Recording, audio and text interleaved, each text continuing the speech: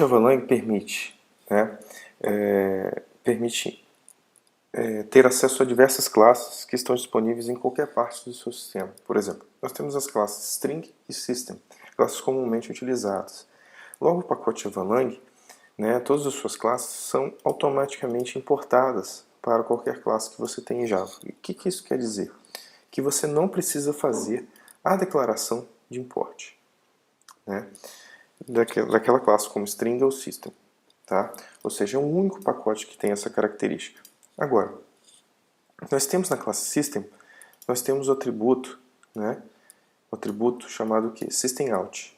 SystemOut permite com que você imprima qualquer saída no console da sua aplicação, né? E temos também o atributo in, onde in significa o quê? Entrada. Então eu quero ter acesso à saída e quero ter acesso à entrada. Tendo acesso à entrada, eu consigo fazer a leitura, né, de qualquer conteúdo. Ou seja, eu consigo fazer a leitura de qualquer conjunto de caracteres. Agora, eu tenho também o método System. System permite, através da passagem de um argumento, passando, por exemplo, 0, indicar que você está saindo do seu programa, ou seja, você está encerrando o seu programa. Você está avisando ao sistema operacional que o seu programa encerrou. Agora, nós temos também a classe Runtime. Runtime permite acesso ao método getRuntime. Ou seja, getRuntime, mais uma vez lembrando, é um método estático. Então, nesse método, né, de posse de uma instância de um runtime, você tem o que aqui? Você tem a execução de um determinado processo. Então, eu posso executar, por exemplo, o comando dir e ter acesso às informações daquele processo que está sendo executado. Pois bem, agora, nós temos as wrapper classes. A grande pergunta é, como que eu converto um número em string e vice-versa? Tá? Às vezes encontramos formas inadequadas de conversão de números para texto e de texto para números. Vamos ver como isso funciona. Pois bem, neste caso aqui, nós temos a forma mais simples de conversão. Declarei um inteiro, concatenei o meu inteiro com uma string em branco e, por sua vez, imprimi. No momento que eu fiz isso, eu converti o conteúdo numérico em string. Essa forma é adequada? Não, não é mais adequada. Nós temos também o uso também, por exemplo, de um double, onde eu tenho um número double, que é do tipo double, e fiz a concatenação. Desse resultado, né, eu vou ter o meu número no formato string. Agora, se eu quero, por exemplo, fazer a conversão para um inteiro, ou seja, eu tenho uma string, onde o valor dela é 101, é um valor propriamente dito numérico, e eu quero converter ele realmente para um tipo numérico para que ele seja manipulado como um número, exatamente. Então, eu utilizo, né, em cada classe, por exemplo, integer tem um método chamado parseInt. Double também tem parseDouble. Short tem parseShort. Long, parseLong. Float, parseFloat. E assim por diante. Tá? Ou seja, cada classe dessa que você encontrar terá um método para fazer o quê? A análise e transformação num determinado tipo numérico que você necessita. Lembre-se disso. Agora, nós temos também outras formas. Neste caso, eu tenho um tipo numérico que ele é inteiro, primitivo, né? Por sua vez, eu passei ele aqui pelo construtor da classe integer, né? Então, lembrando, para cada tipo primitivo, certamente eu tenho o quê? Uma representação no mundo orientado a objeto, ou seja, eu tenho uma representação como uma classe. Tá? Então, nesse caso, o que eu estou fazendo? Eu estou pegando o meu número primitivo e atribuindo, ou seja, guardando dentro de uma representação tipo objeto. Então, por sua vez, o que eu tenho acesso? De posse do objeto do tipo integer, eu tenho acesso a um método chamado intValue. A mesma coisa para double, se eu tenho uma classe. Né? Digamos que esse exemplo fosse para double, ou seja, eu tivesse um tipo primitivo double, uma classe chamada double, new double. O que aconteceria? Eu também teria acesso, diante dessa variável, ao double value.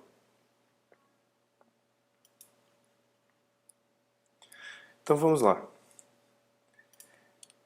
No Java, assim como em outras linguagens como .NET, você consegue fazer o quê?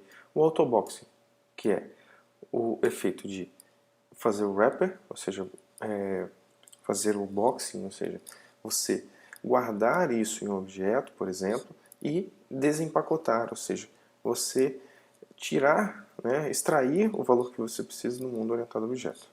Né? Ou seja, eu tenho um valor primitivo, guardo dentro de um objeto, por sua vez eu converto novamente para um primitivo.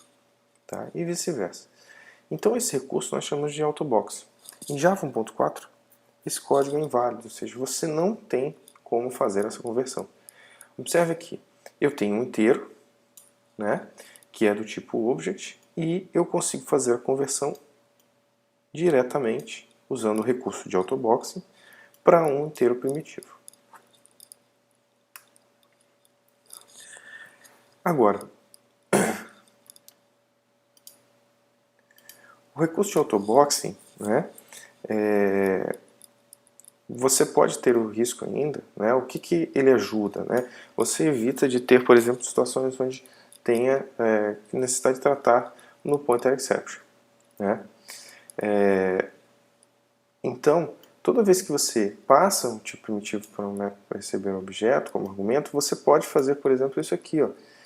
Eu tenho o valor 5, né? Esse valor 5 automaticamente vai ser convertido para um object? Não, vai ser convertido para a instância de um integer e armazenado dentro deste object.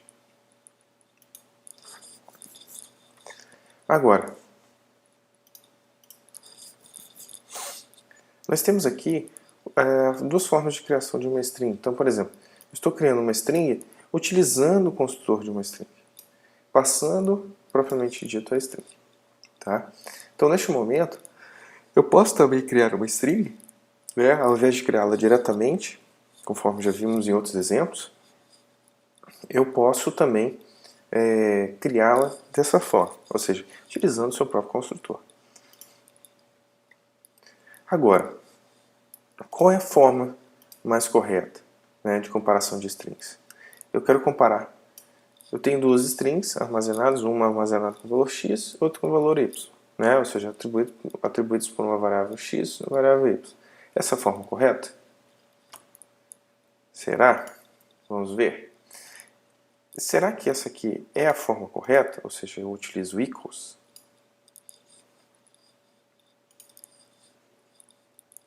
Se nós observarmos, né, lembrando, questão de prova de certificação. Quando você compara x com y aqui, nós estamos comparando as referências. Quando nós estamos comparando, utilizando equals, eu tenho dentro de equals, né, a implementação real para comparar o conteúdo que está nessas variáveis, ou seja, o conteúdo das strings. Então, por exemplo, aqui nós temos outros métodos bem interessantes. Métodos que foram introduzidos em Java 1.4, não eram encontrados em Java 1.3. Né? No caso, nós temos o split, que anteriormente nós não utilizávamos esse método em Java 1.3, nós utilizávamos uma classe que é comumente encontrada em frameworks da Apache, por exemplo, como a classe String Tokenizer. Ela permite com que você faça, assim como o split, fazer a divisão. Né? Então aqui eu determino que o meu separador é o quê? É espaço. Então eu teria um array composto por Java é D+. Neste caso aqui, nós temos o quê? Utilizando esse caractere de escape, neste caso, né, porque aqui nós estamos passando similarmente uma expressão regular. Então nós temos o que aqui? O separador, que indica, né, no qual eu utilizo aqui, no método split, para separar esses termos. Ou seja, esse caractere que é determinado como separador não é incluído no array de strings.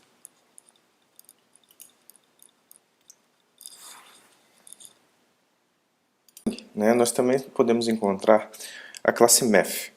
Tá?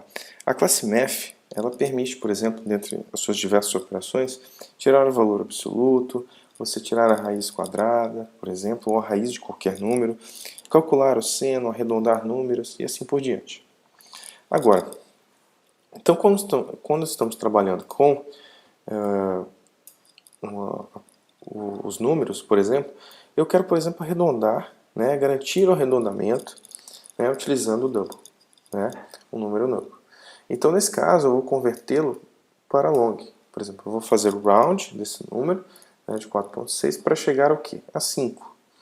Eu tenho também aqui int x igual a menos 4, onde o valor absoluto de menos 4 é o quê? 4. Nós temos também um recurso introduzido em Java 5, que é o quê? É o import static. Então, digamos que você importe a classe math, no caso, nós já importamos implicitamente, ou seja, automaticamente, não necessita de importar, mas claro, caso você queira similarmente, por exemplo, no caso de conversão de sistemas em C, por exemplo, né? Muitas vezes você tem essas funções definidas na API matemática de C, que é round e ABS, né?